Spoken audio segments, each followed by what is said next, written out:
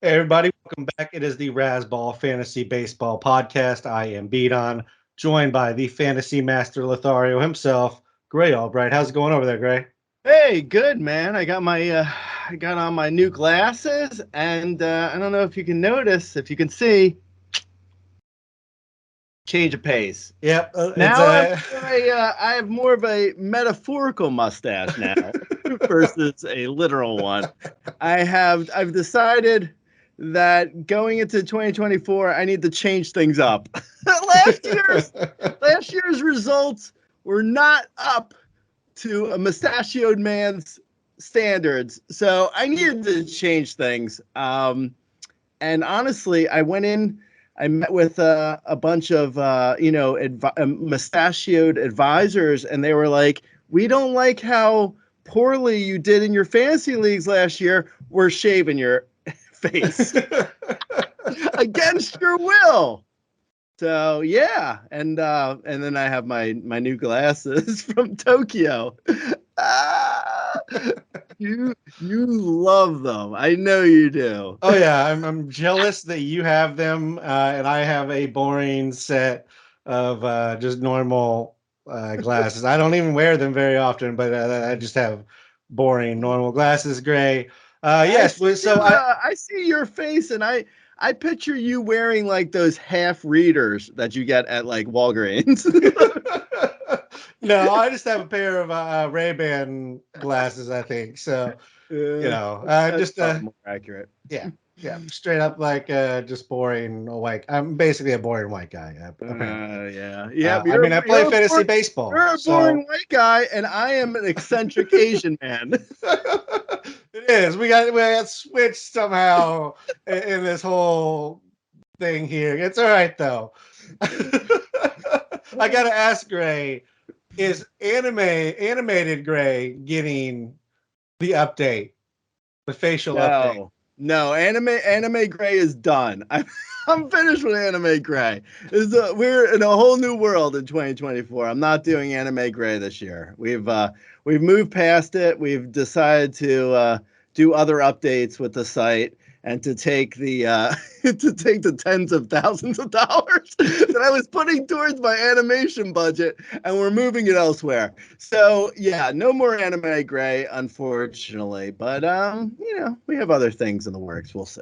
And in case you're wondering, that readjustment of funds does not mean paying me. So, in case you No, were no, wondering no, about that at home, absolutely not. Yeah, no, sorry. My latte budget got a little bit bigger.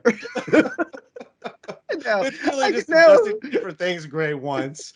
He doesn't care so much about the anime. He's had it now. Like he has a library of videos he can look back on. So now he's moving on to other things he currently wants. It's just updating the current Gray once in Yes. his life. So we'll see what happens. Maybe there'll be like a Super Saiyan Gray at some point down the line, and we'll drop all that money back into it. But we're here, Gray. We're here to talk some baseball. We're here to talk your top 20 rankings as of mid early January. I mean, this may change slightly, but I feel like the top 20 is generally pretty secure, barring injury or some massive adjustment happening across the league. Yeah, no, completely. Outside of an injury, I don't think anything is going to change for my top 20. I feel like this is locked in for me, as locked in as things could be. Like other positions, like we'll talk about in our next podcast, we'll talk about catchers, and then we'll move around the infield to first base and around the infield, then to the outfield, then we'll go to starters and all that. Like those guys, they could change a little bit depending on maybe lineup placement, maybe for starters, maybe the team has decided to go to 6 men versus 5 men rotation. Like things could change a little bit for positional rankings, but for the top 20, I really don't see much changing outside of we mentioned an injury potentially, but hopefully there's no injury, and this is the top 20 from now until we go into the season. Yeah, fingers crossed. Nothing like the your dreaded Fernando Tatis early draft pick happens again to you. I mean, before before we get into the players, let's just talk some general draft philosophy. I feel like this is the podcast to do it in. We only have 20 guys to talk about. I'm sure we will still take up all of an hour, but it should be a 2 hour podcast.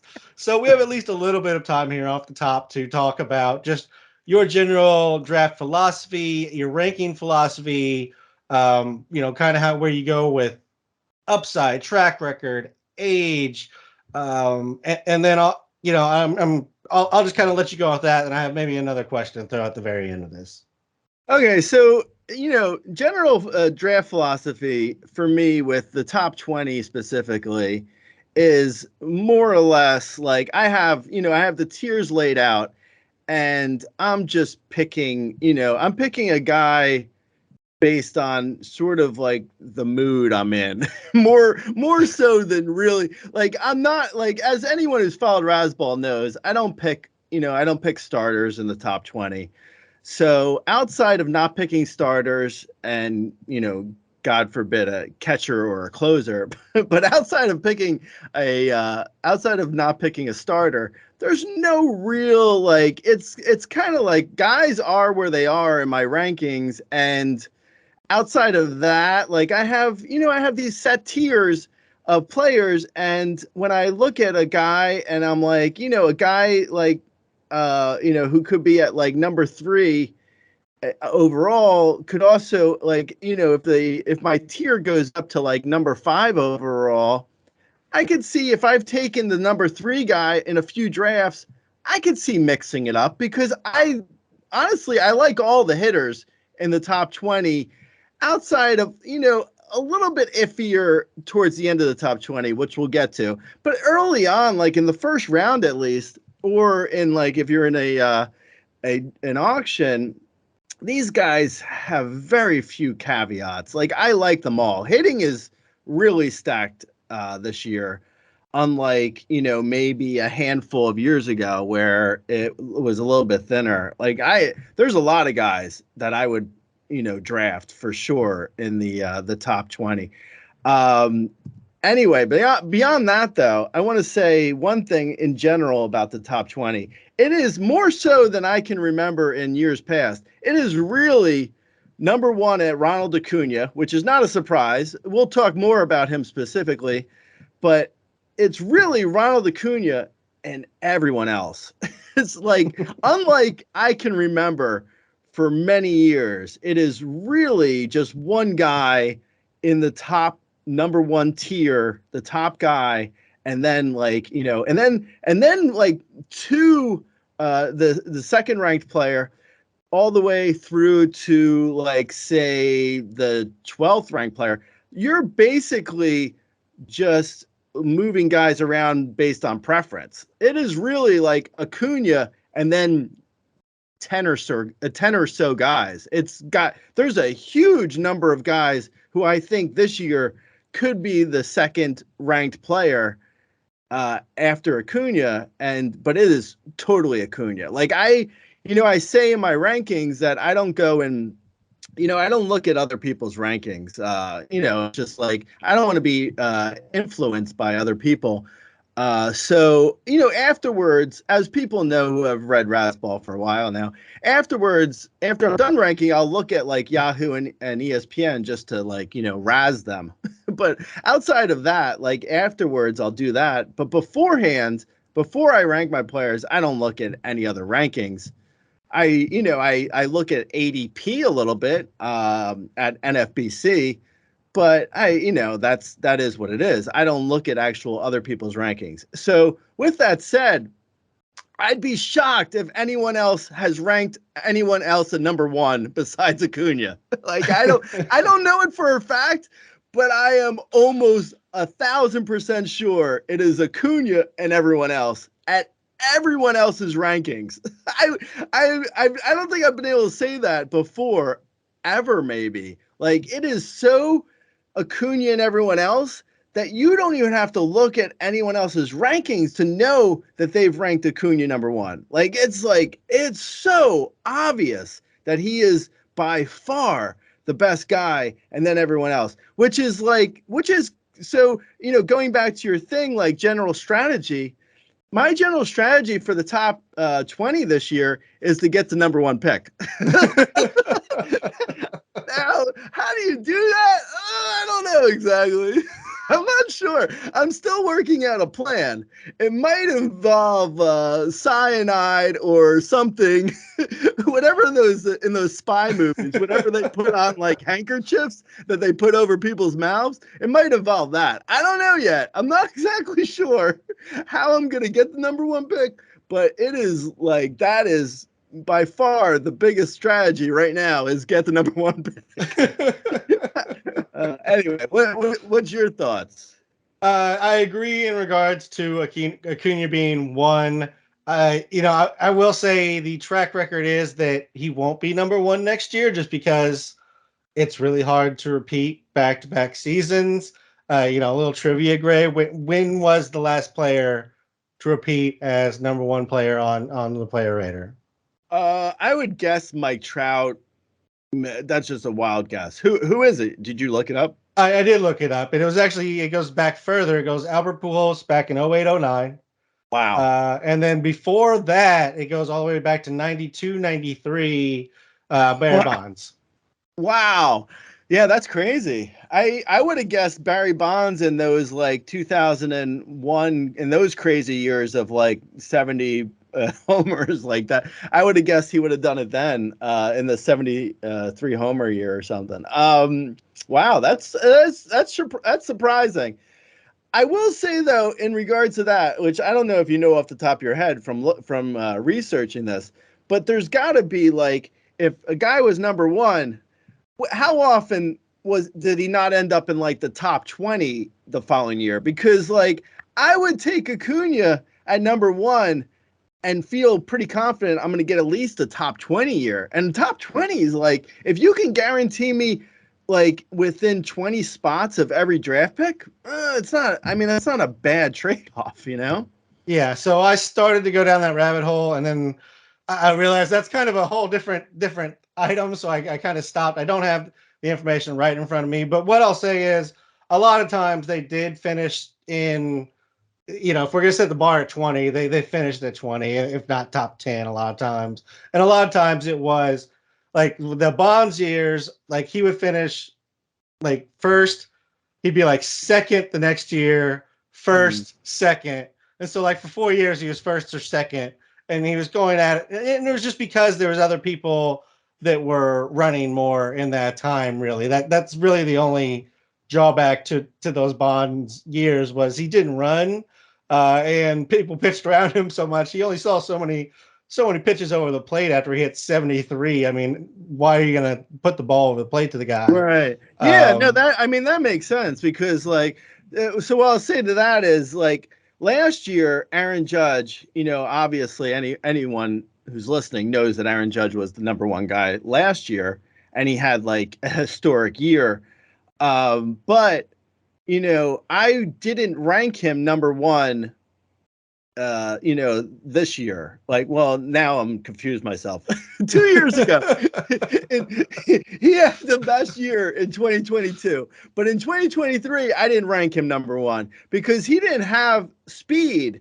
So it's like a guy, like it's like if a guy has power and speed, he has such a leg up on competition in fantasy that like a guy like Acuna being number one coming into this year and still being able to like accrue at least top 20 value feels, I'm pretty sure, like even if like, he gets a hammy and it cuts down his steals to like, 25 steals, you're still going to probably get like 30 plus homers. So, a 30-25 year is still really good. Whereas like Judge, obviously going into last year, the obvious thing was he has to hit all those homers. And he had like, I think it was 16 steals or something. He had like a bunch of steals that wasn't really in his game usually. So there was a lot of factors going against him being a repeat of number one. But I don't think there's as many factors going against Ronald Acuna. I mean, injuries happen. Anything could happen, but that's just, sort of my take on whether or not he is going to repeat. Yeah, I mean, I think last year would have been the year to be concerned about him coming off the injury. If anything, you feel better because he ran that much. He's the prime of his career at 26. So really no reason to think that anything other than greatness is to come from him, really. The lineup behind him is, the same. So it's really not changing. If anything, it's just going to continue to get better as some of their prospects maybe start to get a little bit more time and kind of get their footing. I don't really have a whole lot to say on Ronald Acuna other than he's amazing. He had 41, 73, 149, 106, and hit 337 last year. You have him down for 42, 54, 127 runs, 104 RBIs, and a 316 average, which I think is, it's kind of modest for what you could project for him, given that his average by month last year was 352, 298, 356, 326, 352, 340. He stole at least 10 bases every month. Like, he was absolutely absurd last year. Yeah. Yeah, no, completely. I was saying it, I think I think I said this on the other podcast at Razzball, the Cards and Categories podcast, when he asked me about Mike, that is Mike, the host of that one. He asked me about the Hall of Fame, and I was saying like how like certain guys who were only like 10 years ago, there was guys who were stealing like 50 bags. Those guys now might be stealing 80 bags. Like the pitch clock change has been such a dramatic difference in the game that, like, Acuna, you have, I'm not trying to steal your glory, but you have in our notes that he was 208th in sprint speed. And I feel like with the pitch clock, it's kind of like if a guy wants to steal, he will steal. It's not so much like, of course, like, taking out the Daniel Vogelbachs of the world, obviously. Right. But most guys who are, who are fast, maybe not like, Bobby Witt Jr. fast, but fast enough, like an Acuna.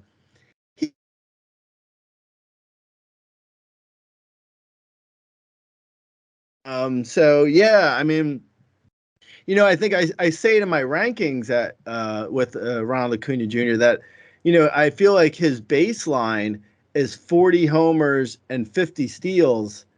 And I can't really remember the last time we've had a player whose baseline, like that's an insane baseline. Like that baseline, that, that floor is nuts. Like I don't know. Maybe I'm being too optimistic on the power. Maybe his floor is more like 35, 50, but still 35 homers and 50 steals. I mean, that's the strategy this year, guys. If you're listening, draft number one. Draft number one, man. That's it. I don't even know. I don't know off the top of my head what I have. I think I do. I think I have him down for 61 dollars in an auction draft. It's like $61, and that's not even gonna get done. I can tell you right now, that's not honestly, that's what I was gonna say. I don't think you're getting them for 61. You gotta bump that up, Gray. That's gotta be at least 69, and maybe even like north of that. Yeah, no, I don't really necessarily disagree. I think you might be right. He's worth like spending like up to a third of your budget. Yeah, I know. It's crazy. And like NL only leagues, Like we'll be in Yeah, wait to we'll see be what he in, goes for in that. yeah, we'll be in you and I are in the NL, the CBS league with Scott White. We do the NL only league there. I would be shocked if he goes for less than 75.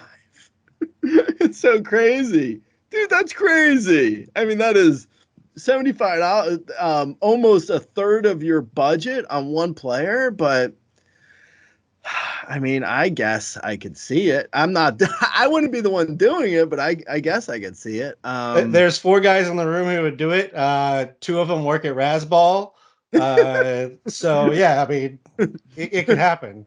Yeah, exactly. Anyway, so that's number one. I'd only spend a half an hour on the first pick, and you didn't think we'd do a 2 hour podcast? We did some draft philosophy talk in there as well. Yeah. Okay. Yeah, but let's move on to number 2. Let's keep it moving here. Julio Rodriguez, he begins the move, and I would say there's probably like 8, maybe 9 guys I would say are in that next grouping for me. You already mentioned like where you are, but we'll talk about that as we go through here. So your second guy ranked here is Julio. Last year he went 32, 37, 102, 103 with hitting 275. You have him projected for 35, 32, 111, 109, and a 283 average. So pretty much on par with what he did last year with a little bit of growth on the average, which I mean at his age would be pretty normal and could even see it move further beyond even just like a low 280s if it kind of all comes together. I mean, he was great last year. There's not a lot here, but I'll let you go ahead and discuss J Rod. Yeah, no, I think his biggest drawback is probably that he doesn't really seem to get started until like May 1st. And, Seattle's not the greatest of parks, but also I don't think, like many superstars before him, I don't think we've seen the ceiling yet. Like I'm not sure we have seen anything close to what he's capable of doing. I wouldn't be shocked if he puts together, a year of like, I don't know, like an Eric Davis type 40-40 year. I think is definitely in on the table for him for potential seasons. I think there's, honestly, part about like the guys after Acuna is they're, and this is when I say worse, they're really good. The worst part is they have Acuna in front of them. Like most years, if Acuna wasn't there, like I obviously, I mean, I put Julio Rodriguez at number 2 overall. So obviously, if there wasn't an Acuna, he would be number 1 for me.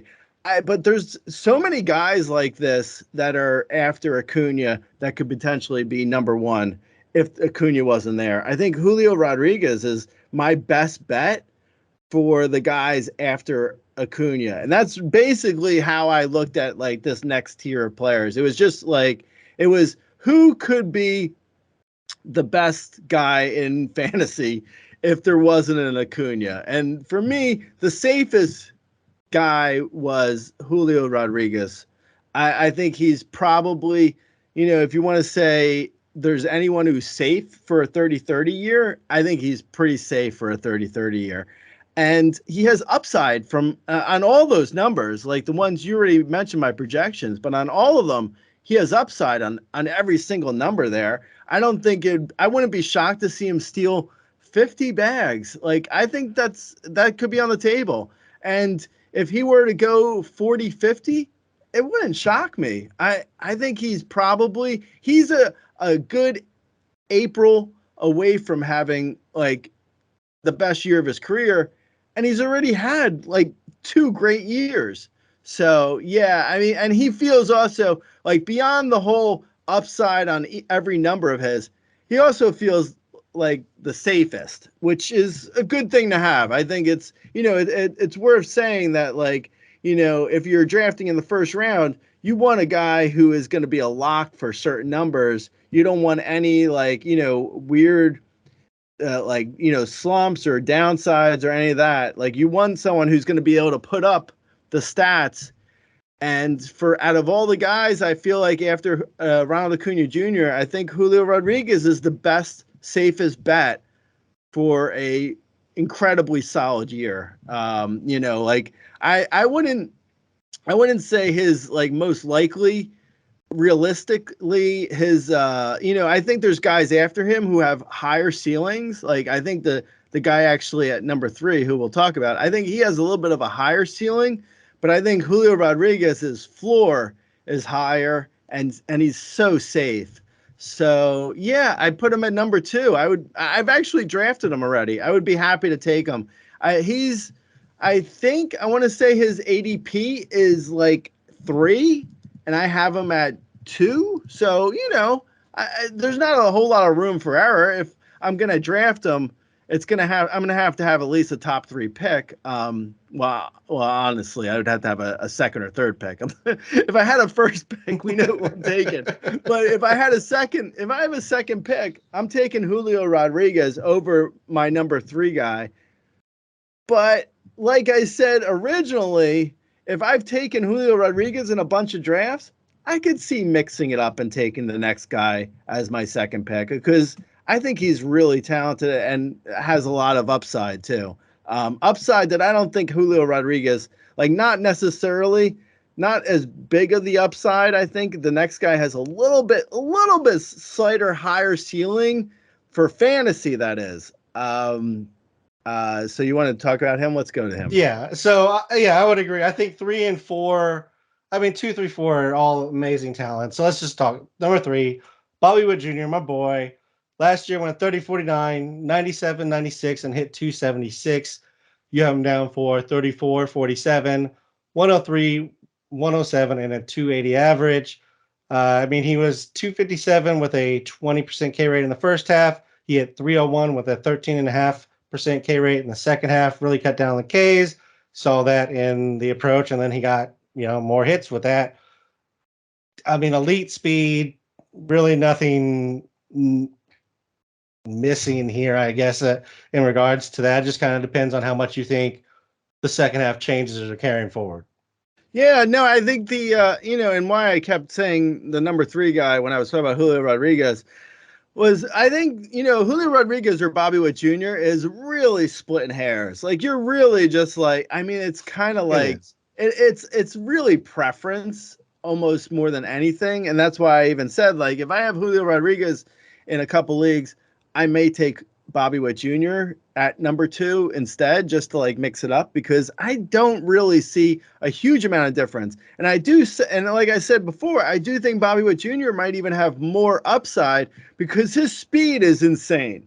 Like, if he were to steal 70 bags, I wouldn't be shocked at all. I think Bobby Witt Jr. has a 70 steal season in him. I don't know necessarily if I feel like his average might be a hair lower than Julio Rodriguez. His floor, at least. I think his floor could be a hair lower, but not even by that much. Like, last year, Bobby Witt Jr. really, like you mentioned already, like he really cut his Ks. Like, Bobby Witt Jr.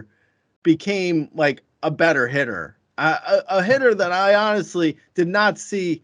I did not think he had it in him, to be totally frank. Like, last year, going into last season, I was out on Bobby Witt Jr. and I regretted it. And it's like, fool me once, shame on you. I don't know. I don't even know if I'm going to shame Bobby Witt here. It's not his fault that I'm an idiot. You don't listen to me ever. It's true.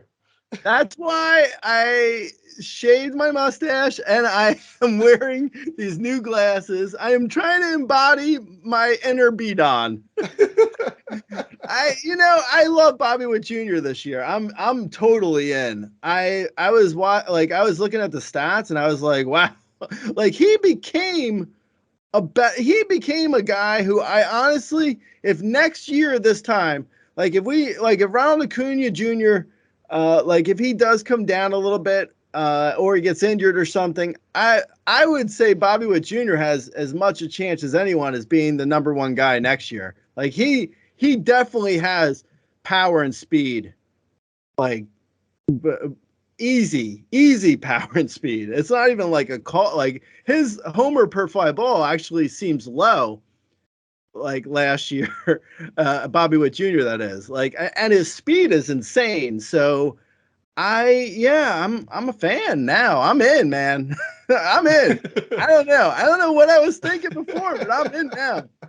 Yeah, I mean he's great. I mean he has everything you want. He's as fast as can be. He had 30 home runs last year, easy power. As you mentioned, it could have been more. It probably should have been more. Just looking at the peripherals, I mean everything is improving. Maybe the only thing holding him back from a 70 plus stolen base is the Royals refusing to let him hit leadoff for whatever stupid, ridiculous reason they have. And if they decide to move him there and there's nobody in front of him to stop him from stealing bases right off the bat to start the game, I think that's maybe the key to getting him to And also, that number.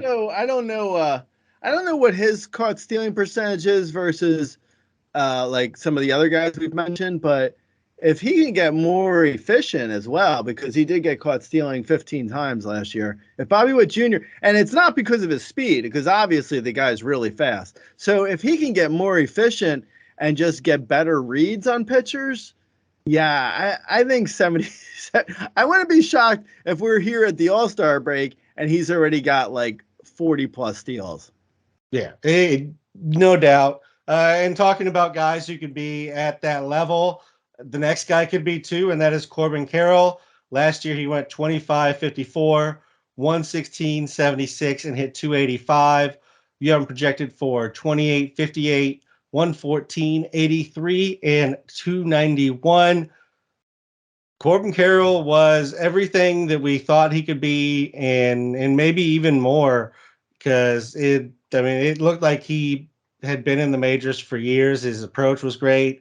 There's really not a whole lot here other than the home run to fly ball did drop a little bit in the second half, but that's not the worst thing that happens, because I think he actually had a better average in that time. So it's just kind of a balancing act there on the power. Yeah, I think with Corbin Carroll, so I say this, I think in my rankings, but and I've been saying it like with the tiers that like if I weren't going to take Julio Rodriguez, if I wanted to mix it up, Corbin Carroll for me is in the same tier, so I could see drafting Corbin Carroll, and I will draft him if he's there. But I do have the concerns, like you mentioned, the homer per fly ball went down in the second half, and that was after he threw out his shoulder. So the shoulder thing does worry me a little bit.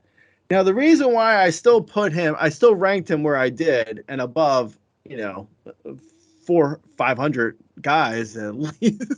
I still ranked him fourth, so it's still very high because I think he also has like 70 steal speed. Like I'm pretty sure Corbin Carroll, I think the best case scenario for Corbin Carroll is, the power remains, his shoulder is fine, and he hits like 30 homers and steals 60 bags. That feels pretty realistic, to be honest. Like, as long as his shoulder holds up, that feels very realistic.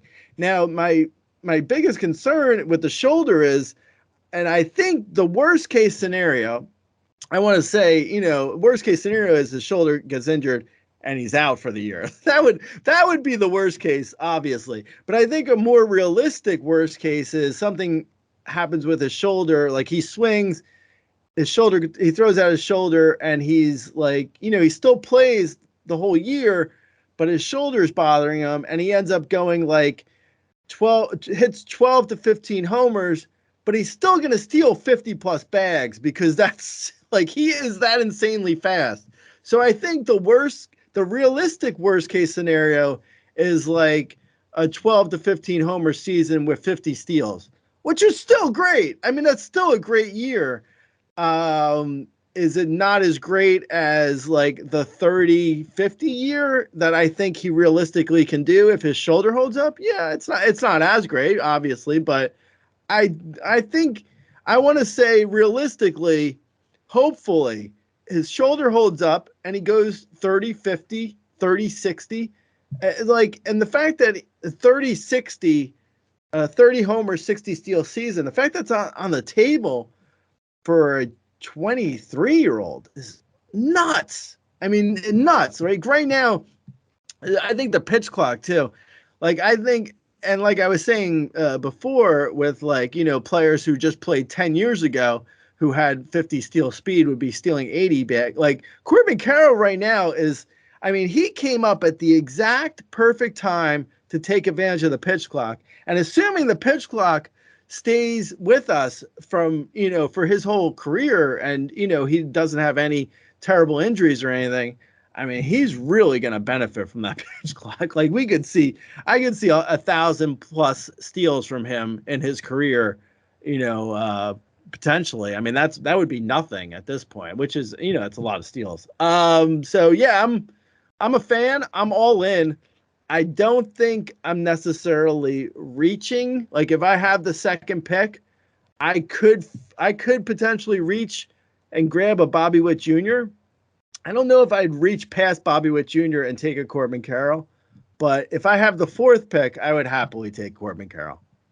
Yeah, it kind of feels, and I initially had Corbin at 2, just kind of like really trying to buy into the first half and everything. But I eventually actually moved him down to where you have him, which is 4, and Witt's my 2. And it's because of what you basically said, which is you're kind of waiting for Carroll to make the jump that we've already seen Witt do, and Witt doesn't have any lingering injury issues.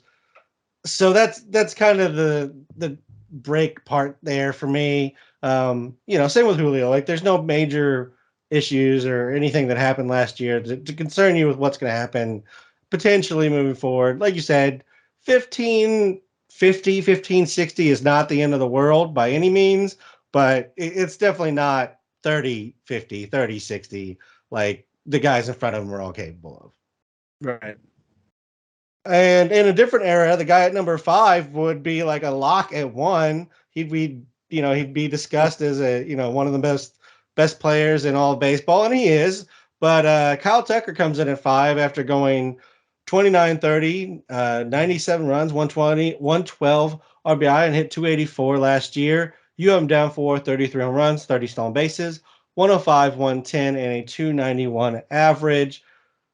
I mean, he just is consistency in baseball outside of Ronald Acuna. Like he gave the most consistent production month to month, and he's just an amazing player, and I love him.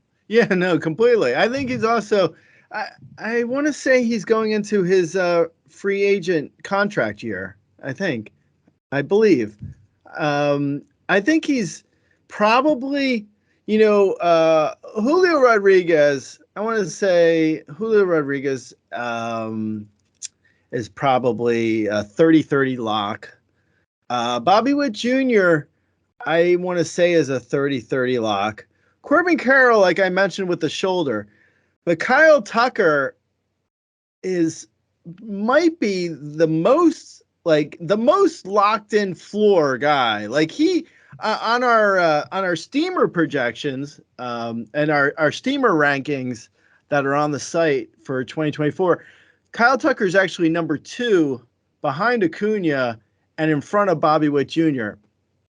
So Kyle Tucker, like if you're about those counting stats and a locked in floor, like this is also the end of my my second tier of players. Like it was Acuna, then these guys from Julio Rodriguez to Kyle Tucker. There's another tier, and Kyle Tucker is the end of this tier. But I do feel like if you were to get Kyle Tucker at 5, you should be real happy.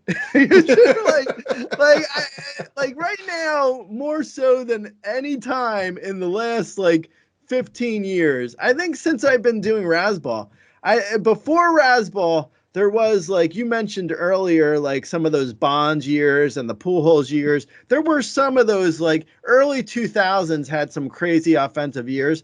But in the last 15 years, because of the pitch clock, right now is such a stacked time for hitting.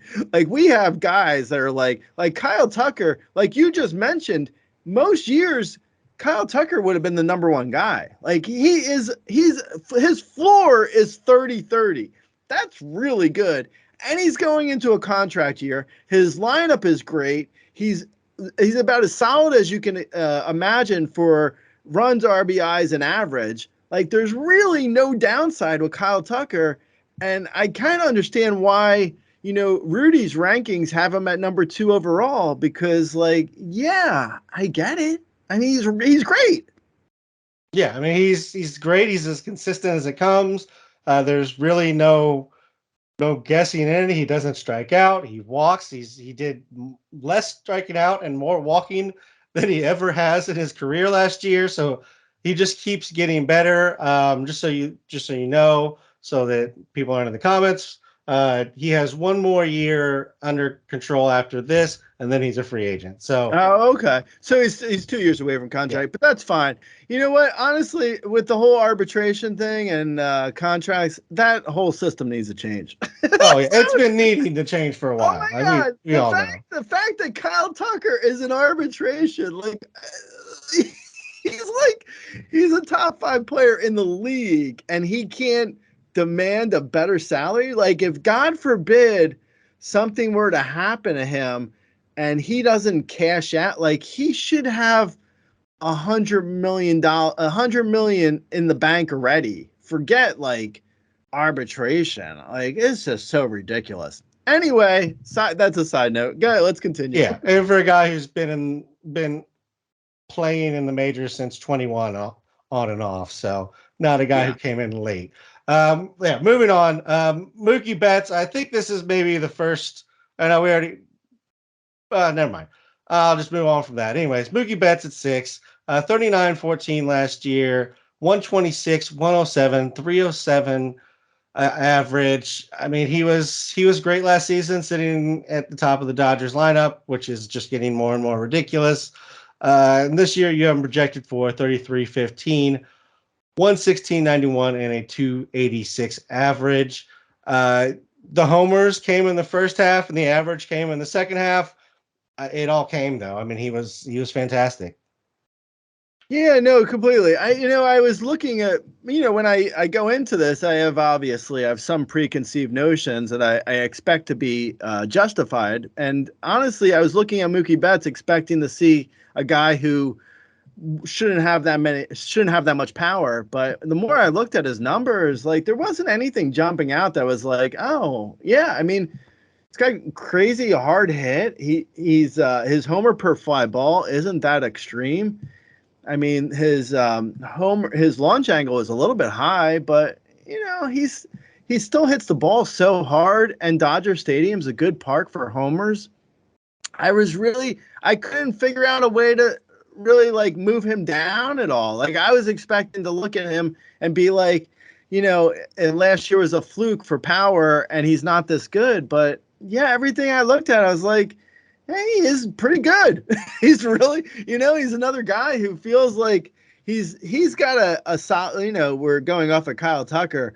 This is a new tier, obviously. I think Mookie Betts, unfortunately, I think Mookie Betts could steal more. He just doesn't. And, with the Dodgers lineup, like you mentioned, there's probably no reason for him to steal and to put his like health at risk or anything. So, yeah, I mean, he's a 15 steal guy, but outside of that, I think everything else, there's like insane upside. Like, if he were to have 130 runs and 110 RBIs in 2024, that wouldn't shock me. 35 plus homers wouldn't shock me. A 300 average wouldn't shock me. Like, he is really solid in like 4 categories. He's exceptional. And he's also got second base eligibility, which is really huge, which we'll talk more about when we get to second base. But, spoiler alert, second base is awful. It's really not a good position. So that helps a little bit. And, I think, I like Mookie Betts for outside of the year he was injured in his down year of 2021. But outside of that year, when he had he had an injury, he's been really consistent and really good. So I think outside of as long as he stays healthy, if he feels like a guy who is absolutely rock solid, in 4 categories and not necessarily a terrible drain in the 5th category. He's got 15 steal speed. That's not terrible. It's just he probably, he probably doesn't have like the 30 steal. He's probably not going to give you 30 steals. If he got 20 steals, it wouldn't shock me because right now with the pitch clock, he he can steal 20 plus bags. I just don't think he has the want to steal 20 plus bags. So, 15 steals isn't terrible. That's about what Aaron Judge had the year he was the number one. Of course, he hit 63 homers, so it was a little bit different. But I like Mookie Betts. I think he's like probably in another year he would be looking at like the number one spot on the list. Like he's not really bad. And considering I have him ranked at 6, it's like, wow, like the top 5 is really stacked. Yeah, 1 through 5 is ridiculous. I do have the next guy ahead of him, which is Fernando Tatis Jr. He went 25-29 last year, 91-78 with a 257 average. You have him projected for 29-35, 106-90, and a 266 average. He had 288, 16 home runs, 14 stolen bases, and 70 games in the first. 225 with 9 home runs and 15 stolen bases in the 71 games in the second half. So there is some concern about just what happened in the second half. He was dealing with an ankle injury from July on, so that will explain some of it. But that would be, I think, the biggest concern here, at least for me, in regards to having him above Mookie Betts, who is, like you said, Mookie is pretty much locked in. Whereas I'm taking a little bit more of an upside gamble with Tatis. Yeah, no, and that's fair. I think my biggest problem with and by the way, when I say problem, he's still ranked 7th overall. So How dare I still like him. Yeah, I still like Fernando Tatis Jr. A lot. Like I would absolutely draft him here. But with that said, I mean, there was a little bit like his ground balls went up a little bit and his fly balls went down. His launch angle was a little iffy. And, he's not that far removed from all those shoulder issues. He has the, the post-peds thing is in his rear view.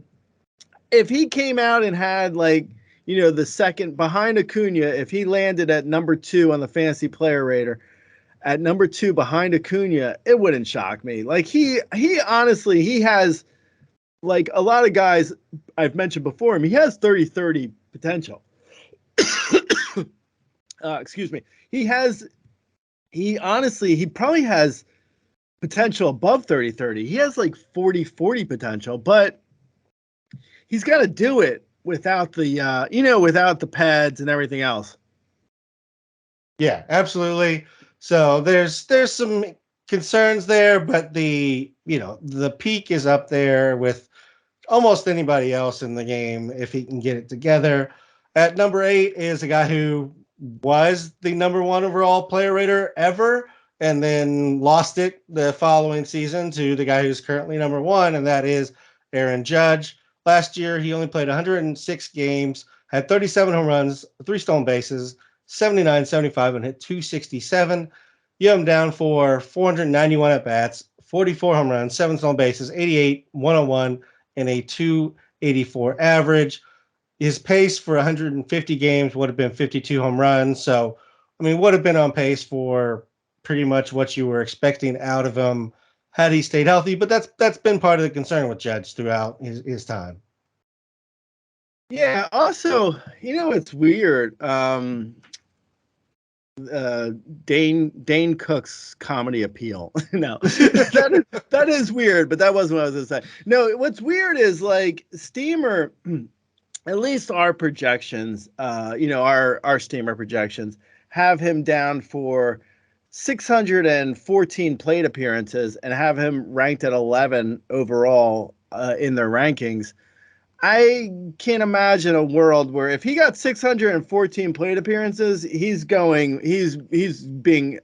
way above 11 overall. I think the biggest problem for me with Judge is I don't know how many, how much playing time we can really anticipate I think he's great when he's on the field, but he's like 9 feet tall. Like there's a lot of room there for injuries. I mean, I don't know. Like I just don't expect a full season. I never really have expected a full season from him. I think in when he had that huge year in 2022, we got the full season from him, and that's what you can get. Like if you get a full season from Aaron Judge, I would be shocked if he's not the number one guy on the player rater at the end of the year. Even better than Acuna. Like if he's, well, I mean, it'll be close. It'll be close. But I'll say this though, like if I was guaranteed 614 plate appearances from Aaron Judge, I'd probably take him at number 2. I only have him down at 8 overall because I have him down for less than 500 at bats, and still great numbers, but I just don't know if I can really anticipate like him getting the number of at bats that he would need in order to have that huge year. I think he's really solid though. I think his floor is great for power. Obviously, I think he's probably, he's a 45 homer guy in 130 games. That's good, especially in shallower leagues where you can then switch that out and make, and get someone else for the other 30 games.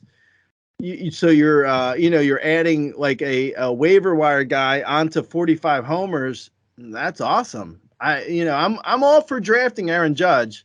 I have no problem with taking him at 8 overall, but I don't know if you're gonna really ever, like, you can't expect, I think, a full season from him. You can hope for it. You can draft him and hope. Put hope in your hand, man, and then do a duty in your other hand and see which hand fills up first. Yeah, it just projected for that just isn't. You just can't feel like that's going to happen. I mean, they still have plenty of guys who need DH time too, so it's not like they can just stick him in DH for 160 games either. So until that's kind of the option, you really can't feel comfortable with him playing that many games. If we look at the underlying numbers, though, like everything was on track with what he was doing in 2022, if not better. Like he actually had career bests in exit velocity, hard hit, barrel, sweet spot, like across the board, he was hitting the ball as hard or harder than he was in his ridiculous 2022 season. Also, I would just want to make a quick clarification. I was saying Aaron Judge, Steamer gave him 614 plate appearances, and I gave him 491 at bats. So there's difference there. It's like I'm kind of comparing apples and oranges there. So in fairness, Steamer has him down for, well, not Steamer. When I say Steamer, I mean like our Razzball Steamer rankings. Rudy's projections have him for 506 at bats. So he only has him for 20 more at bats than I do. So it's not, we're actually much closer than I was giving, Rudy credit for. So it's really not that big of a difference. Okay. Fair enough. Moving on to number 10, which is Trey Turner. Last year he had you skipped number 9. Oh, sorry, I did skip number 9. So no, well, 10 is ruined. You already know who 10 is, but number 9 is Juan Soto. Last year he went 35 runs, 12 stolen bases, 97, 109, and hit 275. You have him projected for 41 home runs, 12 stolen bases, 114, 112, and 286. We went over Juan Soto in our winter recap. So I'm sorry, I didn't mean to interrupt. Go ahead. You finish. Sorry. That's okay. The only thing I was really going to say was looking at the numbers a little bit more in depth. He had 15 home runs in the second half, 10 of them being in September.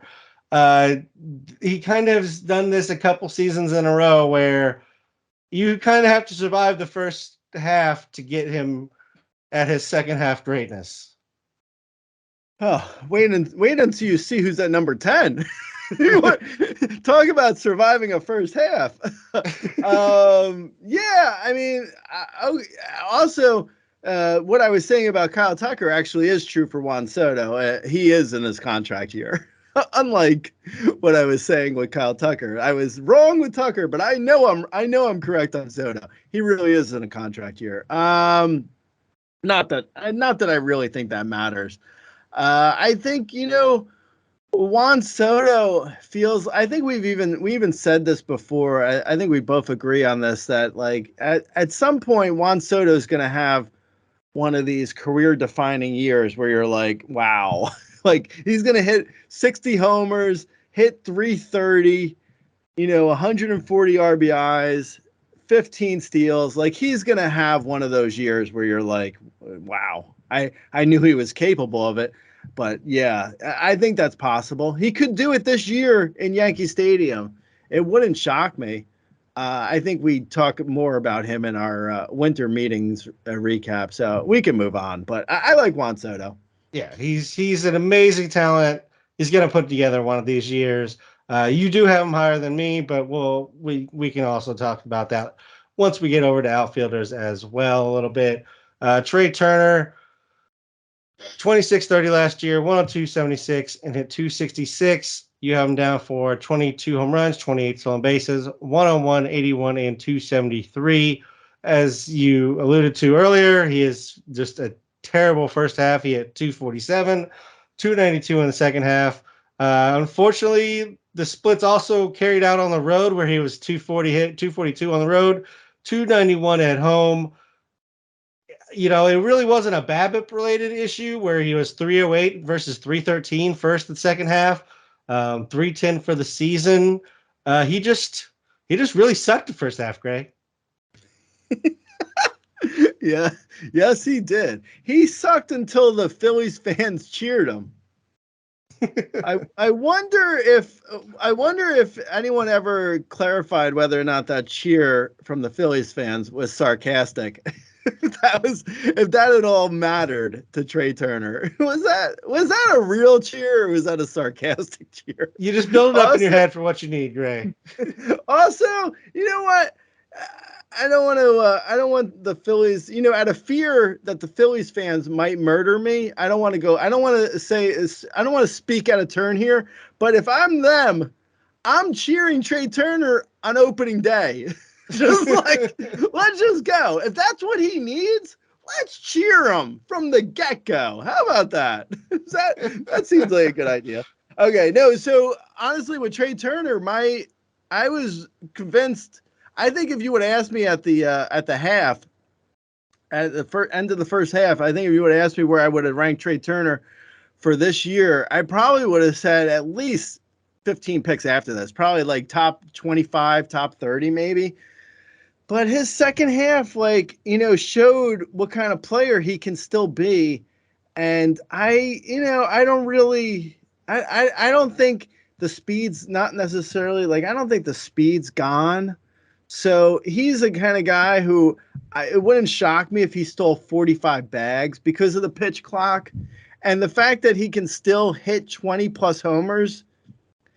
Yeah, I mean, it was hard for me to rank him lower. I mean, honestly, I don't think he's a 30-30 guy. I don't think that's his potential. Because on the power side, I don't think he's got 30 homers in him, but he's basically I feel like he's basically a lock for a 2025 season with 270 plus average in at the top of a solid lineup.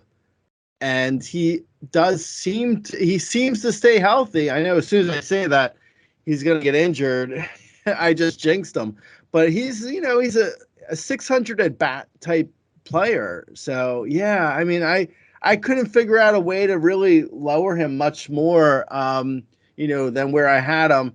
And, I think let me see where Steamer. So Rudy's rankings have him at 24 overall. So Rudy is much lower than I am on Trey Turner. And, I don't know. I have no problem drafting Trey Turner. I think it's more about the floor. What I'm seeing, his terrible first half last year, even that was fixed with a solid second half. and his floor became decent. Like he ended up having a decent year.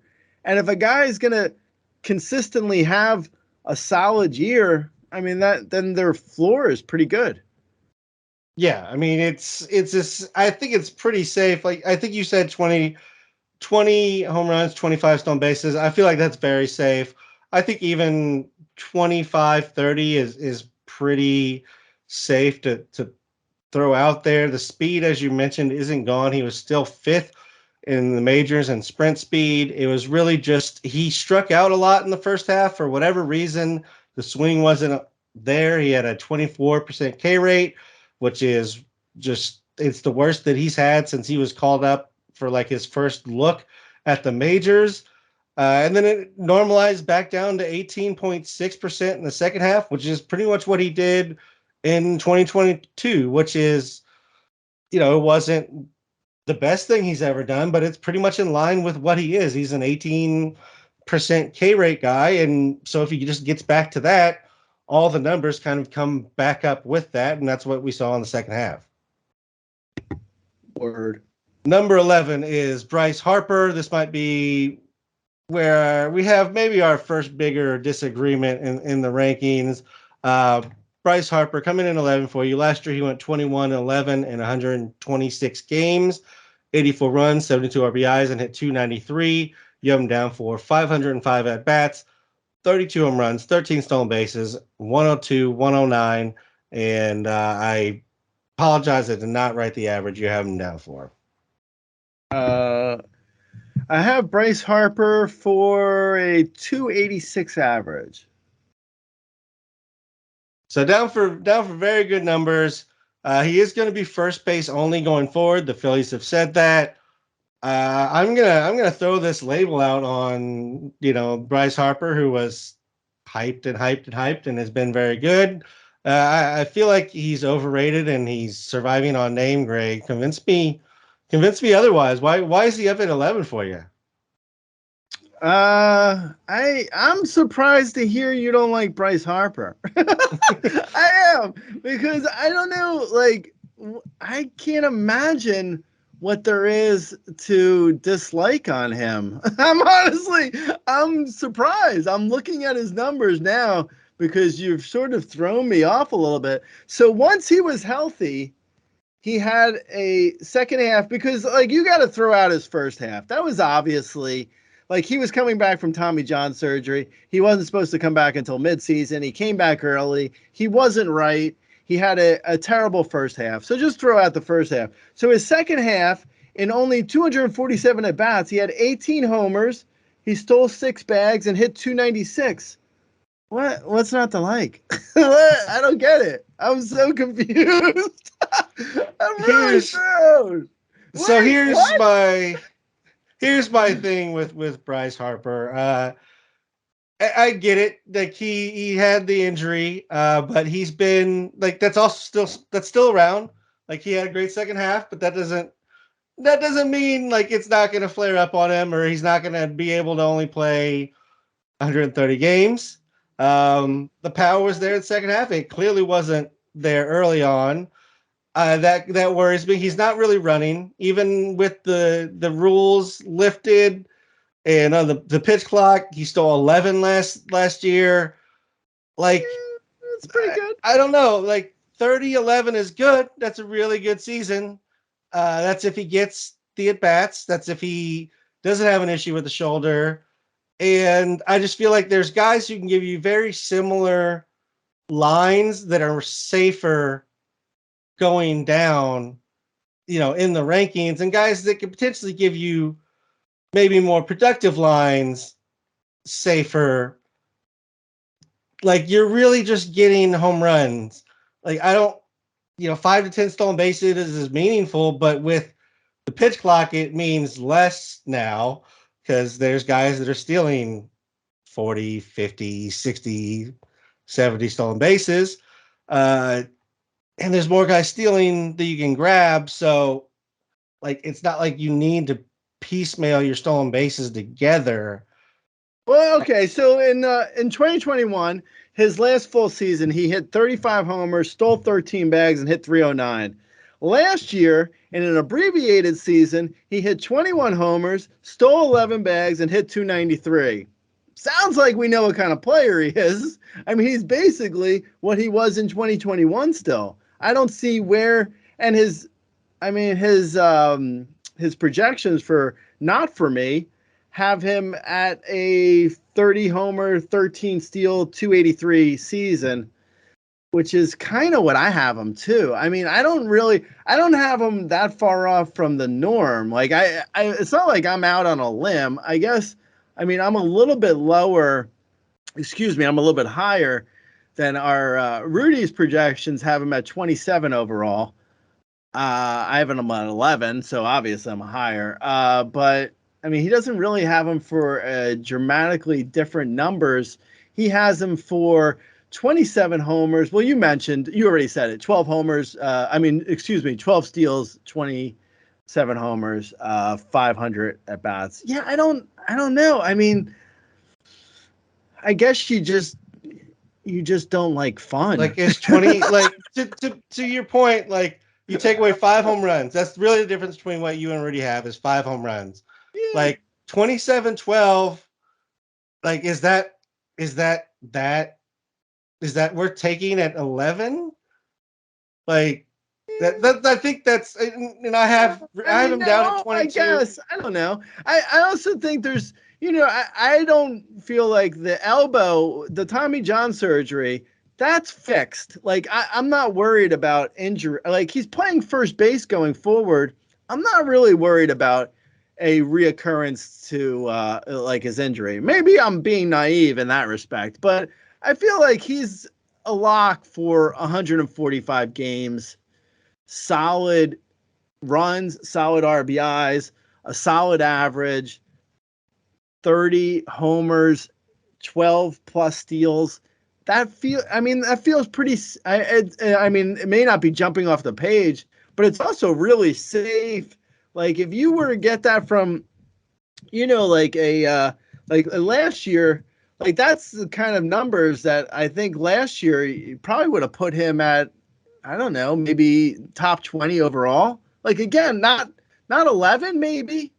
Like, but not that's my that point. Like he's not 11. He's closer to 20, 25. But I think that, but I'm saying is I think the the safety in him makes him 11 versus who would be a person? I don't know. I guess Cody Bellinger kind of did, or he gave a few more steals. So he stole more. Juan Soto was close to that last year, right? What I'm saying, Bryce Harper is going to potentially do. That was what Juan Soto did last year, right? I mean, it was more or less. So, I mean, okay. So if he's Juan Soto from last year, Juan Soto was 16th overall on the player rater. So it's not 11. I get that, but there's also a lot of there's some safety in it. I don't know. I mean, if you don't there is some safety. There is. Yeah, I mean, I'm not saying it's. He's playing first base. He's not throwing. I'm not saying like he's like I think he could potentially hit 40 homers, steal 15 bags, and hit 300 plus, and have like a top 5 year. Like I think that possibility is out there for Bryce Harper, but the more realistic possibility is a floor that I don't think is that unreasonable to take at 11. I don't know. I don't know. It's not that interesting for me to argue it. It's fine. We'll move on. Number 12, Yordan Alvarez. I think you were chasing home runs and average. I would go in this direction. Personally, it's just me, but he comes with his own risks, certainly. Only played 114 games last year, had 31 home runs, 77-97, hit 293. You have him down for 492 at-bats, 41, 1 home run, 89, 102. He had the best swing and strike, best whiff rate of his career. He just continues to smash the ball. He just needs to stay on the field. It is a safety versus risk play, though, versus like if we're just talking those two directly next to each other. Yeah, totally. Yep. Absolutely, 100%. This is like I'm like again, like I have these guys in the same tier, and I have the next guy in the same tier. So if I were to go Jordan over Bryce in some leagues, because I already have drafted Bryce, I could see myself doing that. I could see taking Jordan over Bryce. I don't mind either of them. I don't mind the next guy either. But with Jordan specifically, he feels like another like in the same mold as Juan Soto, where I'm like Juan Soto could potentially have like one huge year that we're all expecting. I think the same for Yordan Alvarez. I think Yordan Alvarez could easily have like a 50 plus homer year, like easily 60 plus homer. Like Yordan Alvarez can hit 60 homers in a year. Absolutely. He can probably hit 320. Like if anyone who hasn't seen Yordan Alvarez should go watch him hit. I mean, he can hit righties, lefties, it doesn't matter. He just needs to stay on the field.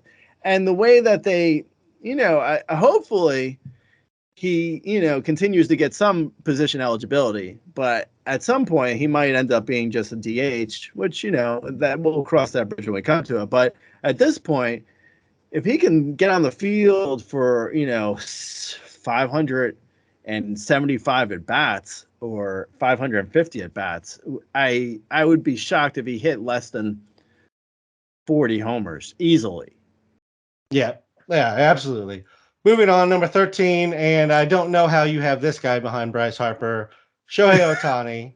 Last year, Wait a second. Okay, go ahead. Say the projections, and then I got something to say that. Yeah, last year in 135 games, he had 44 home runs, 20 stolen bases, 102, 95, and at 304. He had the best average exit velocity, best hard hit rate, best K rate, best walk rate, and second best barrel rate of his career. You have him projected for 503 at bats, 36, 18, 101, 92, and 281. I don't get it. Okay, so I don't know how you can say Bryce Harper has an injury risk because of the Tommy John surgery, and then say Ohtani should be above Bryce Harper when he hasn't even returned yet. Are we forgetting that? I understand Ohtani. By the way, we haven't even talked about the fact that Ohtani went to the Dodgers. I don't think we ever discussed that. No, so I think we haven't. No, we haven't. So I mean, I discussed it on the site. Obviously, in my rankings, it's all out there. What I said then, nothing's changed. I'm concerned about like April and May. I don't think like if you're saying that Harper is a potential like injury risk because of the Tommy John surgery that he had like 30 months ago. I think Ohtani's Tommy John surgery he just had is on. I know we look at Ohtani and we're like, oh, he's like from another world and he's not like human and he's able to do DH things, only. and he's DH, yeah, and he's DH only, but he's able to do things, and he's able to recoup. But this is his second Tommy John surgery. He took a long time. Like when he first came over to the States, like he was 23. Okay, so maybe the adjustment period, he needed a little time to adjust, but he wasn't like he wasn't who he was last year or the year before. Like he was coming off of Tommy John surgery when he first came here, and it took it took some time for him to really like explode in power. Does that? I don't know. I mean, maybe it happens again. Maybe it doesn't. I don't know. I mean, I still have him at 13 overall. But to think just because he went to the Dodgers, everything is going to be copacetic in 2024. I don't know, man. I will absolutely draft him with the with the expectations of him hitting, 35 homers and stealing 15 plus bags and hitting 280, like my projections say. I will accept all that and I will expect all that.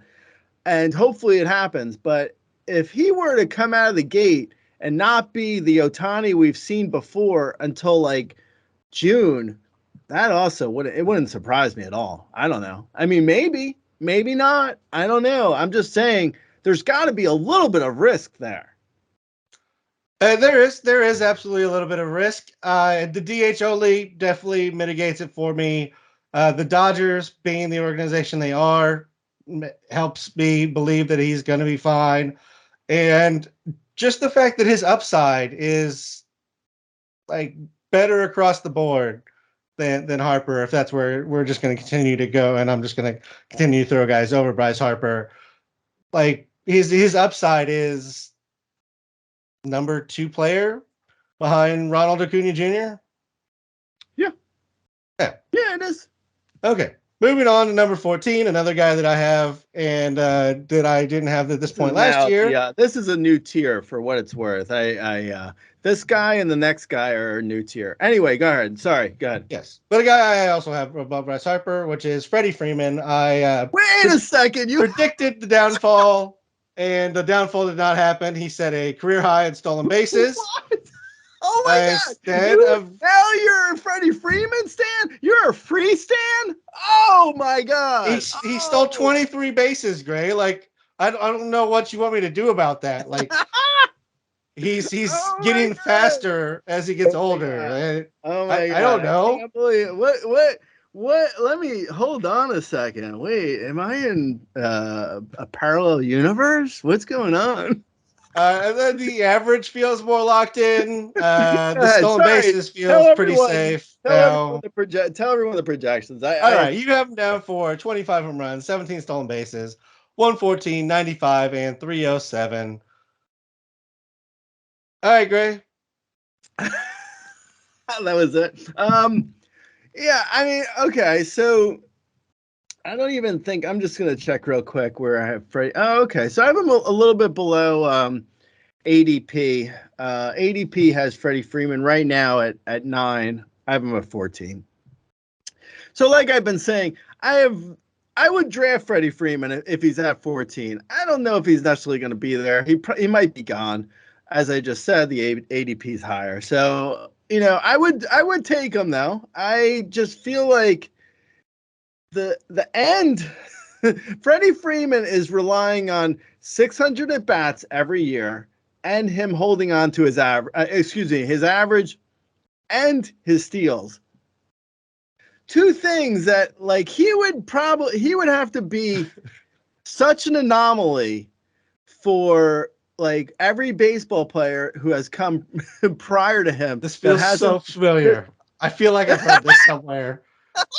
He would have to be such an anomaly for every baseball player who's come before him, besides like, guys who were on PEDs in the early 2000s. Like his steals alone. I mean, the pitch clock. So like, it feels like the way of madness, expecting a guy to steal less bags when we have this pitch clock thing, because that immediately, like the pitch clock, I think at one point, I think in my rankings, I say the pitch clock adds 12 steals. Like it absolutely adds speed and steals. But I think like he's he's 34 years old. I mean, I don't necessarily feel like. By the way, I mean, he's headed for a Hall of Fame career. His Hall of Fame career really kind of snuck up on me. I didn't expect Freddie Freeman to be a Hall of Famer probably 5 years ago, but he's definitely a Hall of Famer now. Anyway, yeah, I mean, his margin of error is, like he's got a great lineup, so I'm not going to take any runs or RBIs away from him. But his margin of error on his power, steals, and his average it's so minuscule that he has to continue to do exactly what he's been doing, which is fine. He can do it. And if he does it, I would draft that at 14. I don't see any upside from his power, steals, or actually from any of his numbers. I don't see any upside at all. Like, I think he's probably a safe top 15 pick, but taking him in the top 10, I obviously can't see it. So I didn't say I had him in the top 10. I said I had him above Bryce Harper. I actually have Freddie Freeman at 17. So let's get on the same page in regards to rankings here. Okay, let's just get that together as we move forward. And I would agree. I don't think Freddie Freeman really improves on anything last year. I just don't think the drop is going to be significant on any one. And you're right. It completely baffles me that he's faster at 33 than he was at 25. And this is not the stolen bases. He's literally like the sprint speed is literally like a foot per second faster from now versus 25 Freddie Freeman. Like he's gotten a foot per second faster since 25. You would think his teeth alone would slow him down. He's got to keep the grill closed, Gray. You know, just that's fine. As long as the grill stays closed, it's all good. But like if we're talking about like 25, 15, 300, he feels very safe. I hope every year for Halloween he goes as Pac-Man. Those chompers in his mouth. My God, with those teeth. Okay, let's move on. We're moving on to number 15, Jose Ramirez. Last year he went 24 runs, 28 stolen bases, 87, 80, 282. You have him projected for 28, 26, 91, 104, 286. I mean, he's a really good player. He dropped off on his average versus lefties the last couple of years. That's kind of shown up in his overall average a little bit, but there's really not much more to say here. He's really good, and I have him over Bryce Harper. Yeah, I mean, I feel like Jose Ramirez, for me, my ranking of him at 15 overall, I think it shows great growth in me. Because I think previous years I would have been out on Jose Ramirez for like literally no reason. I would have been like, no. It's like it can't happen again. We're done. I just can't. I also think for the first time in his ADP, by the way, is at 15 overall. So I think for the first time in a while, he's actually kind of he's pretty reasonably priced. I mean, you know, I could see in auctions specifically, like people going all in on some of the guys we mentioned previously, and Jose Ramirez falling in that like his second tier of players where, you know, he goes for like maybe $28 or something. And it's like, yeah, don't mind if I do. Yeah, I also think he does have like, I mean, there's a 25-25 type floor here, which is good. Don't get me wrong. But I do think at some point, he does feel like he's going to have to fall off a cliff at some point.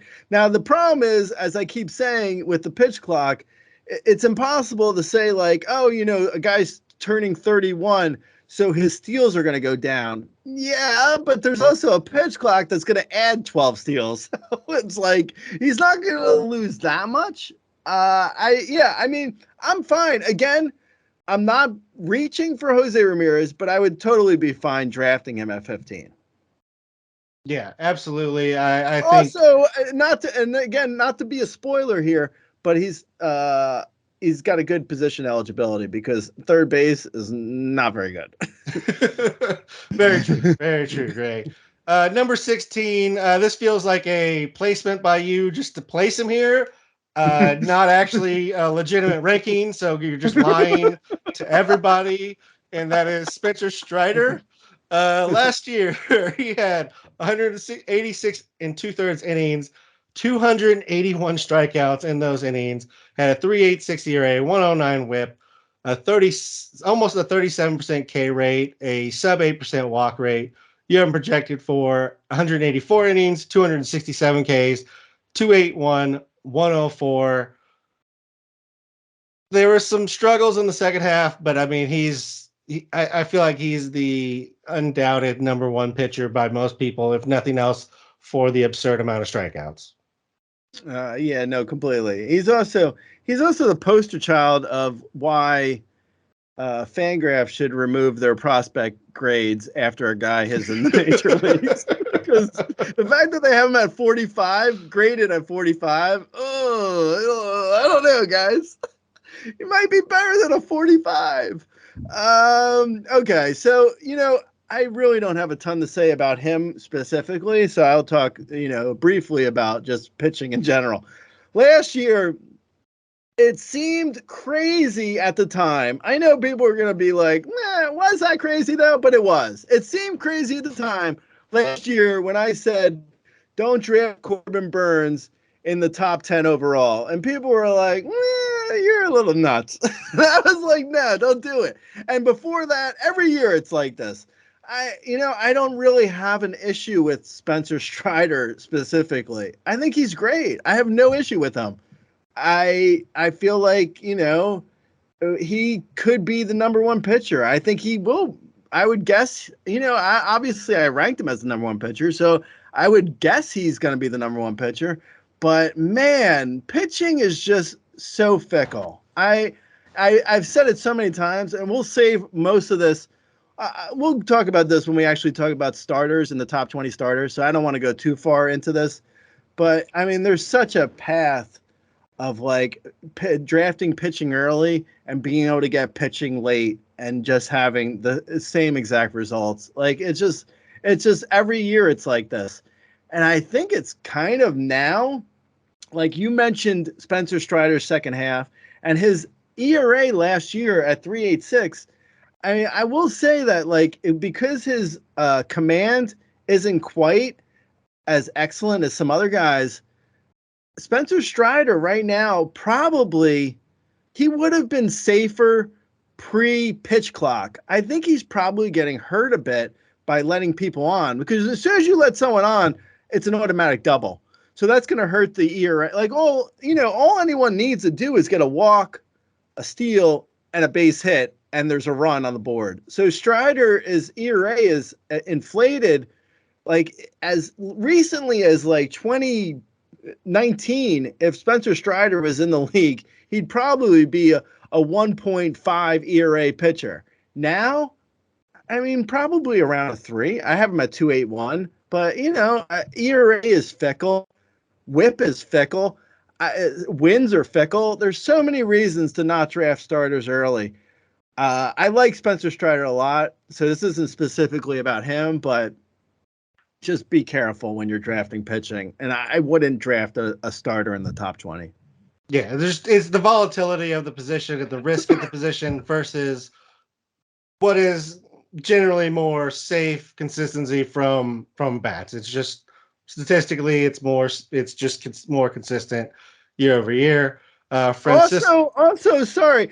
Also, just the fact that the best starter, Spencer Strider, the best starter in the world, is giving you, even if he gives you these categories, he's only giving you 4 categories. The best hitters are giving you 5 categories. I mean, it really is kind of that simple. Yeah, I mean, when you just look at it mathematically, it kind of boils down to that. Obviously, if you hit on the number one pitcher any given season, that's going to benefit your team, but you have to hit on the number one pitcher, and the number one pitcher has to perform to that level to where he's above all those guys. Also, and we should move on because we really should. I was trying because it's getting long. But I will say too, there's also the fact that the number one pitcher, if you hit on Strider, and I actually had Strider in one league last year because I was like, I want to feel what it's like.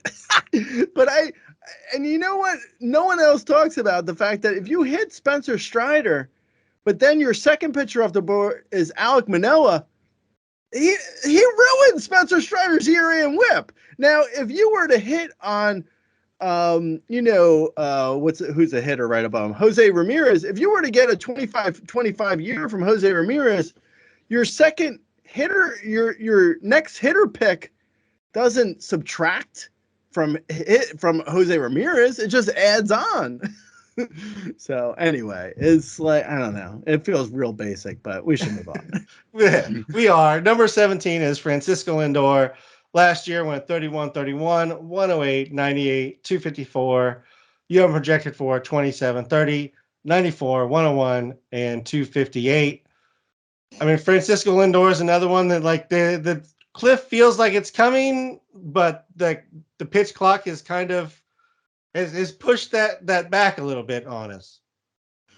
Yeah, no, completely. I also think with Lindor, I believe he was injured. I think he said he was injured last year, if I remember correctly. Anyway, I think this is a new tier for me. This is Lindor until the end of the top 20. But anyway, with Lindor, I think, he's probably like if he were a little bit better on average and had a little bit better of a track record because he has had years where his steals have come down. But if he had a little bit better track record, I mean Lindor's projections, at least for me, basically make him a top 10 pick. It's just because his track record is a little bit fickle, and he's a little bit older, but his projections are really good. Like and I wasn't trying to make them good. That's just how they came out for me. Like if he hits my projections, he's probably a top 10 guy. And for with Lindor, I think with let me see Steamer. So Steamer's way down at him at 51, which seems really crazy. I mean, I don't know. I guess maybe the average maybe is bringing that down a little bit. I don't know, but he was last year. He was number 12 on the player radar, so he was a top 12 player, and I have him at 17, and he's getting drafted at like 22, 23. So yeah, people aren't really. It feels like people don't really trust him that much, which I kind of understand because of the track record has been iffy, but. Yeah, if you're going off of last year and he just continues to do what he did last year, he feels like a solid pick at 17. Yeah, like I said, the pitch clock makes me feel a lot more secure about him. I was very anti Lindor in 21 and 22, and 21 I felt very right. 22 kind of not so much. And last year, he was great.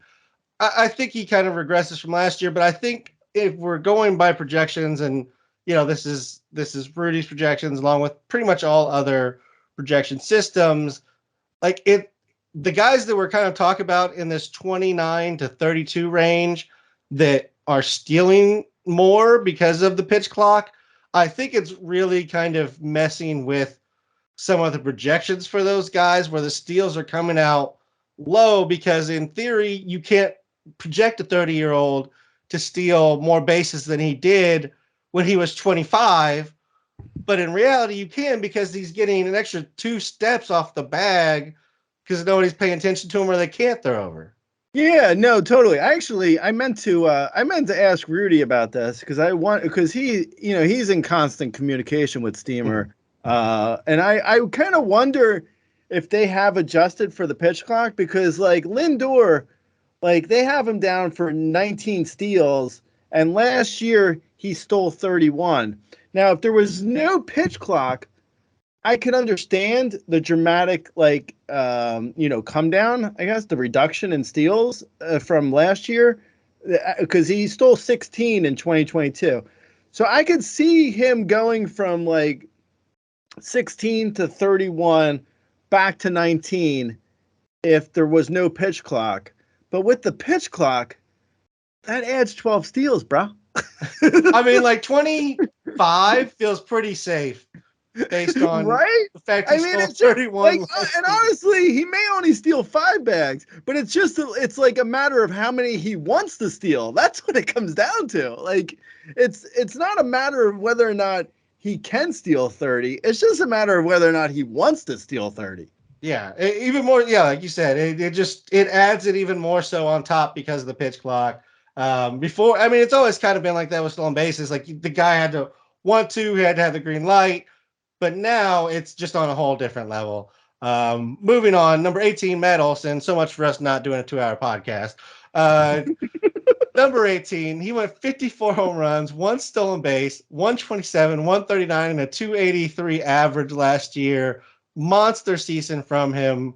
Uh, Career best average exit velocity, career best barrel hard hit. Everything was career best across the lane, pretty much. You have him projected for 46 home runs, a stolen base, 104, 121, 271. I mean, he was just amazing last year. I mean, the real question is just, was that his career year, or is that kind of the start of him, building off and just becoming, the top first baseman?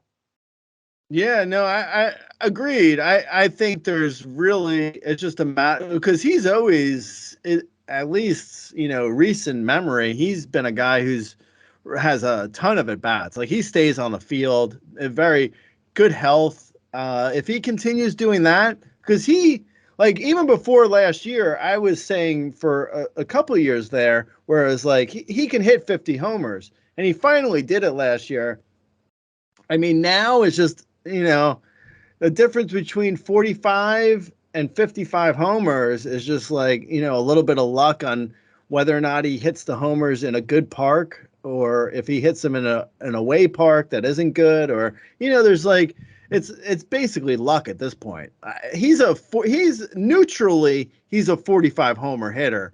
It's just a matter of where he does it. And then with, batting average wise, he always got a rap. He always got a bad rap, I thought, for like, a guy who wasn't going to be a good average hitter, but he really is. Outside of that fluky 2020 season, he's always hit for a decent average. I mean, he's a 256 hitter in his career.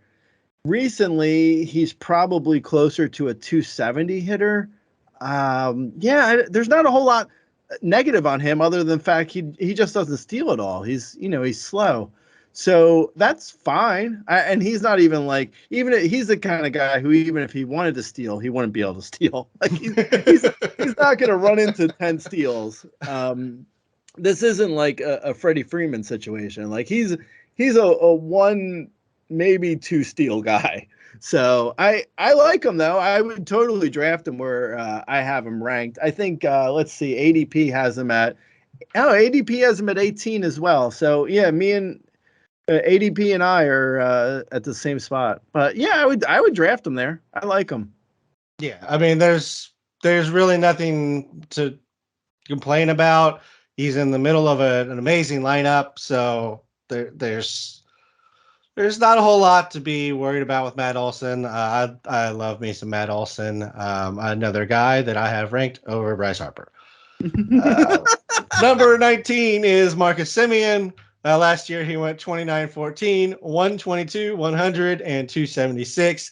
You have him projected for 31 home runs, 18 stolen bases, 112, 94, and a 272 average. Pretty much in line with his numbers from 2022 in regards to the underlying numbers. The K rate actually went down. The walk rate went up. He swung and he had his best swing and strike rate of his career. And another guy who was somehow faster at 31 and 32 than he was at 25. I really don't know how to adjust for these things other than good for them. Good for them beating the aging curve, and I need to know how. It's a pitch clock, man. It is. But it doesn't explain like sprint speed being faster. Oh, right. Yeah, that's true. Okay, so I'll say with like Semien, I think his big thing, I believe, his splits were. Yeah, I mean, he had a little bit of a splits thing, not terrible, but he definitely hit more homers in the second half. It doesn't really matter. He's been so rock solid now. It's weird because I don't think he's another guy similar to Matt Olson in that respect. I don't think people really trust his average necessarily, even though he's been outside of a few fluky years.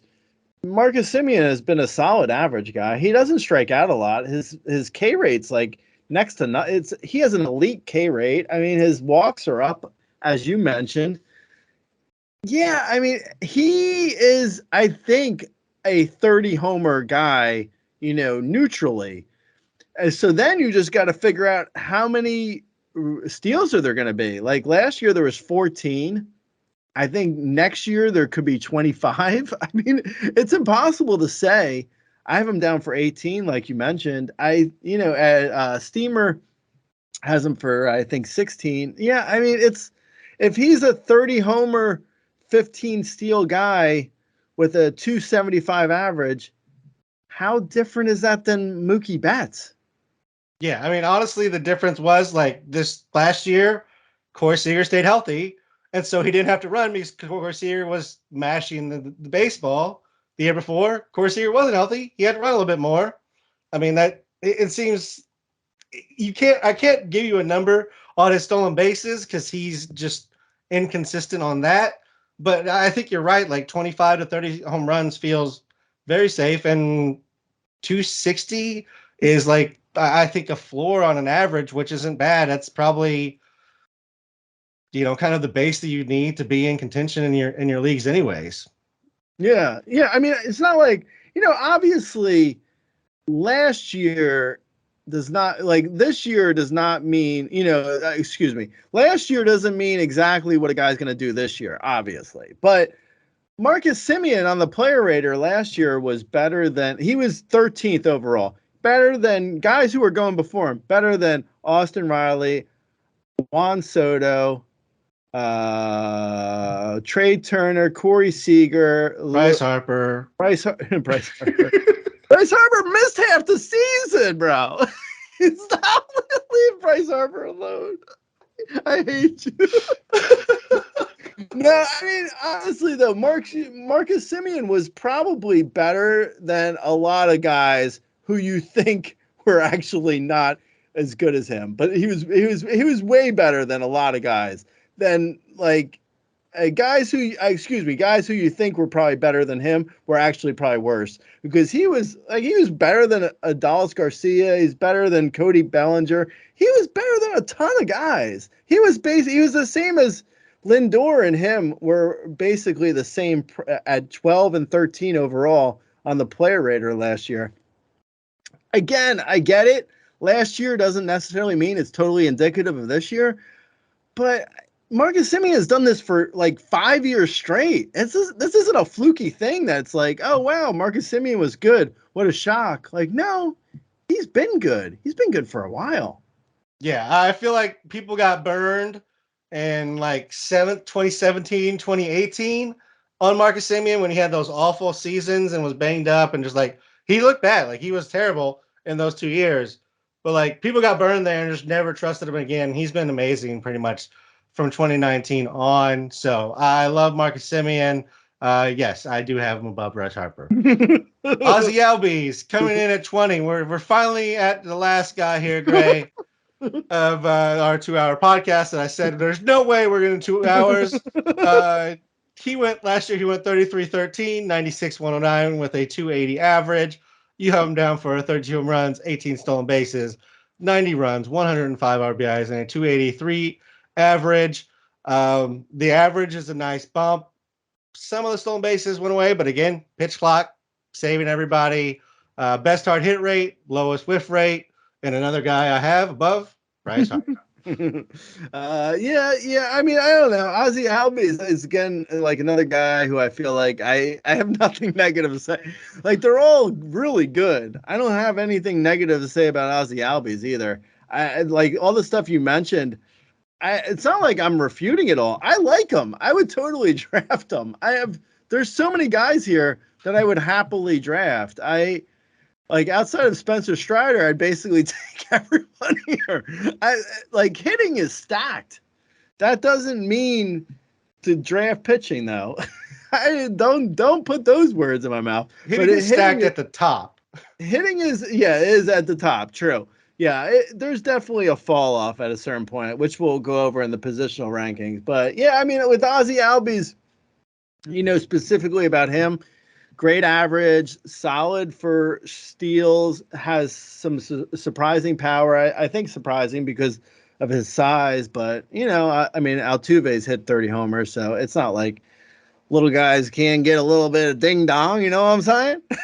I don't even know what that meant. I don't know what you just said. Ozzy Albies though he's really solid for a 5-category guy, and if it were between like Ozzy Albies or, I mean, if I'm taking Ozzy Albies and or like I said, these guys are all in the same tier. Like if I were at 17 overall and I've already drafted Lindor, I would take Albies there. Like I have no problem with Albies going as high as 17 overall, which is according to ADP, he's at 22 overall. So that's a little bit higher than ADP. I like Albies a lot, though. I have no issues with him. I think he's probably.